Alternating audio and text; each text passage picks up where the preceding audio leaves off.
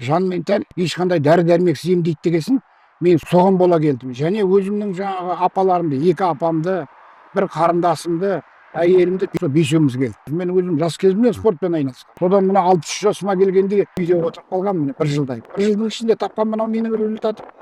Артрит, артроз, және мына омыртқадан жаңағы остеохондроз, соның бәрі шығып жатыр да. Мында келіп суға түсіп, кәдімгідей жанданып, көңілім көтеріліп, жақсы керемет деген көңіл күймен кетіп баратырмын ауылға. Енді білеміз енді.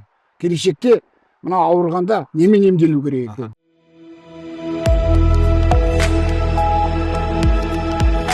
Дәрсіз денсаулық. Мен көрсетіп жүрген тыныс алу жаттығулары, мұздай сумен шынығу, ағза тазалау бәрін сіз тек қана дәрігердің кеңесімен, болмаса біздің орталыққа келіп жасаңыз. Өзіңізден жасасаңыз, денсаулығыңызға қауіп төнуі мүмкін, жауапкершілік өзіңізде. Армысыздар, біздің құрметті YouTube каналының тұрақты көрермендері, 87-ші міне ағымды мәресіне жеткіздік. Бүкіл Қазақстаннан әдетте келеді. Соның бірі міне Серік деген құрдас. Сонау Ақтөбенің ар жағында шалғай бір ауданнан келіп отыр.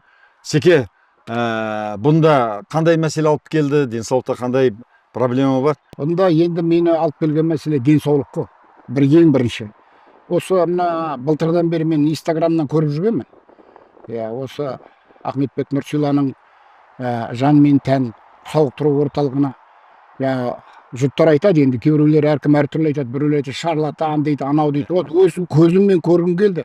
Жан мен тән сауықтыру орталығында ешқандай дәрі дәрмексіз емдейді дегесін мен соған бола келдім. Және өзімнің жаңағы апаларымды, екі апамды, бір қарындасымды, әйелімді мені олар қолдап, сол бесеуміз келдік. Қазір сөзім, мен әкем осы біреу сырттан айтып отырса, тоқтатып тастайтын әкем марқұм, айтатын. Басқасында болдың ба деп. Басқасында болсаң, немен айтып отырсың деп, сөйтіп айтып тастайтын. Онда кісіге айту керек. Көзбен көріп, қолмен ұстадың ба? Басқасында болдың ба? Болмасаң, неге ондай әңгіме айтасың деп, секе тоқтатып тастау керек ондай емес. Дұрыс айтасың. Жаңағы әпкелеріңіз бәрі келген, олар қалай? Барлығы да жақсы. Риза ғой. Көңіл күйі керемет. Енді үлкен апам дейтін 48-ші жылғы. Екінші апам 55-ші жылғы.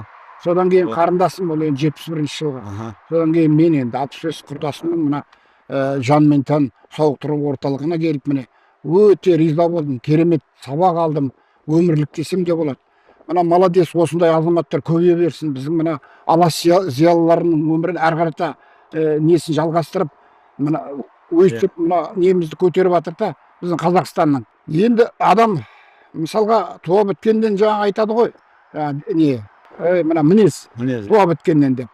Ол мінез жағынан да тәлім тәрбие алып жатыр. Ол да үлкен. Мына қазақ айтады, көргеніңнен көрмегенің көп дейді. Көргенсіз дегенге ренжіме дейді. Оказывается, көрмегеніміз көп екен. Өте керемет. Мына ашып жатқан орталығыңызға Алла тек қуат беріп сендерге әрі қарата жемісін жей беріңдер. Мына халқымызды сауықтыру орталығына шақыра беріңдер. Мен тілектеспін, әрі ризамын. Құдай қаласа тек осы бағыттан айнымаңдар. Тамаша, келгеніме ризамын. Қасымдағы жолдастарым да риза. Өңкей 1 жастағы ересек кісілер біргеміз. Жан мен тән орталығы жайлы оқып, біліп, дайындалып, осы процедураларды үйімізде жасап жүріп келдік. Сондай рақатқа баттық. Бүгін міне Горельникке келіп, таудың тастай суына түсіп жатырмыз. Тамаша, келгеніме ризамын. Дем алып, таза ауа жұтып, ана кең территорияда жүріп, тынысымызды ашып, мағыналы сондай тамаша лекцияларға қатысып, одан да өзімізге сондай тамаша қуатты алдық.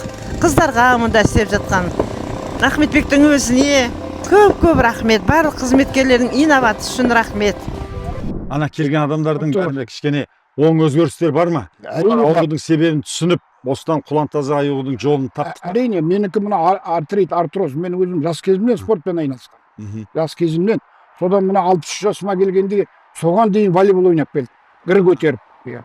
Енді мына 63 жасқа келгесін енді салға барып ойнайды десек жастар орын бермейді ғой. Сосын жақсы келіп қалды. Енді мен ығыстырайын деп үйде отырып қалғанмын 1 жылдай. 1 жылдың ішінде тапқан мынау менің результатым.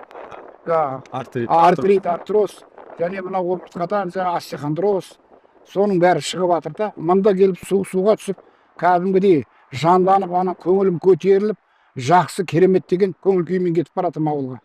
енді ауылға барған әрі қарата мен жалғастырамын. Енді мына тізеге арналған жаттығу, Әрине, остеохондроз емдейтін әрине. жаттығудың бәрін береміз. Әрине. Өзіңіз спортпен айналысқаннан кейін біліп отырсыз. Иә. Оны дәрімен, уколмен ешкім емдей алмайды. Емдей алмайды. Тек қана дұрыс жаттығу. Дұрыс айтасыз. Ана терең массаж, миопристорный массаж, содан кейін дұрыс жаттығу жасасаңыз, Дұрыс айтасыз. ана сауарқамен үнемі соны жасап отырсаңыз болды, остеохондроз кетеді. Әйтпесе остеохондроз емделмесе, ол грыжаға айналады. Иә, Солай ғой. Сауарқанды алғанмын. Аха, Иә, сауарқанды алып қазір үйде пайдаланып жатыр. аха, Өзім бұған келмей тұрып алғам. аха. Енді ол адам өзінің денсаулығын ең бірінші адамға денсаулыққа керек. Жауапкершілік өз қолына алу. Иә, өз қолыма алдым. Міне апаларым да қолдап мен. Керемет. Жақсы әрі демалыс болды. Әрі тәрім тәрбие сабақ алдық, керемет. Өмірлік азық бізге. Аха. Енді білеміз енді. Келешекте мына ауырғанда немен емделу керек екен.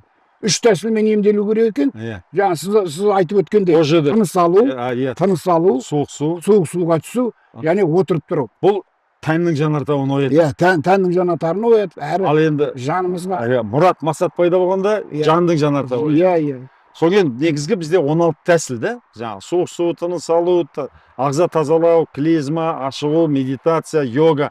Осыны комплексна бәрін бірге жасаған кезде аурудың ізі қалмайды. Ең ұлы емші табиғат, солай ма? Солай. Мына Көрсетті керемет қой, мынау дейді 16 түрлі тәсілмен емдеу. Әрі 23 түрлі шөп ішу. Аха. Барлығы да таза. Табиғаттың келіп жатқан несі, жаңа Алла тағала жіберген табиғаттың өнімдері беріп жатқан, адамға ішкізіп жатқан. Табиғаттың Ешқандай химия жоқ. Сыйы ғой ол. Иә, иә. Осыны дұрыстап қолдана білу керек. Адамдар түсінбес. Әркімнің мінезі әртүрлі ғой. Табиғаты да әртүрлі. Өзің зейнетке шықтың ғой. Бұрын Зейнетке қандай немен айналыстың? Бұрын мен мына машинист болдым. Аха. Тепловоз машинист, Темір локомотивный депода, иә. Аха.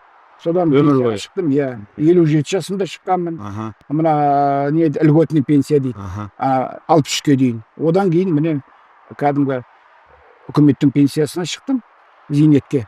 Міне картегенде зейнет бер дейді. Көп адам зейнет бер деген ол диванда жату, телевизор көріп жату, бұл зейнет емес. Әрине, Зейнет болу үшін адамның дені сау болу керек. қозғалыс керек. Қозғалыс керек. Үнемі Сондықтан қозғалыс. секе кемінде 100 жас, әйтпесе 120 жасқа дейін қозғалып, Рахмет, ана бала-шаға немереге үлгі болып, рахмет. соның қызығын көріп, ұзақ бақуатты Рахмет. және бақытты өмір Алла сүруге сыйласын. тілектеспін. Рахмет көп. Міне спортпен айналысқан адам өмір бойы біліп отыр. Мына химия, дәрі, жату ол ешқашан денсаулыққа келмейді. Табиғаттың сыйы, ұлы табиғат емші. Сонымен достасқан адам өмір жасы ұзақ болады. Секеңе жаңа мен айтқан тілектердің бәрі орындалсын деп тілек айтып, лайк қойып, комментарий қойып тарата жүріңдер. 60-тан кейін өмір басталады. Дұрыс айтасыз. Өйткені 60-тан кейін біз өзін-өзі тастап жібереді, зейнетке шықтым деп. Бала-шағаң өсті, енді спортпен айналыс, дұрыс тамақтан, саяхат жаса, жұмыс істе, жиған терген тәрбиеңді бер. Солай емес, Дұрыс.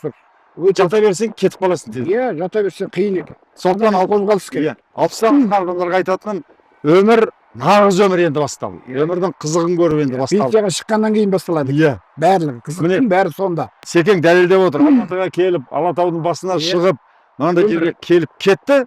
Сіздер де лайықсыздар. Иә, мен мына неде 3 жылдықта су ішеткенмін. Қара теңізде, Севастопольде. Марфлотта. Иә, Марфлотта. Сонда мен өзім апаларыма айтып келе жатырмын да жолшы пойызда. Мен бүкіл мына шетелді көрдім кезінде. Россияны көрдім. Бірақ Алматыны көрмеппін. Соған енді мына бірінші рет көрдім. Алматының шымылдары дейін көріп. Мына Алатауды қара. Таңертең тұрғанда танысынан кеңейіп Алатауға қарап. Әдемі ғой. О, керемет енді. Айтатын жоқ. Табиғатта керемет, табиғаты да. Осы алған азық өмірге дейін жетсін де. Рахмет. Табиғаттың күші, білімнің күші. Жақсы күндерде кездескенше сіздерді тосамыз. Әумин.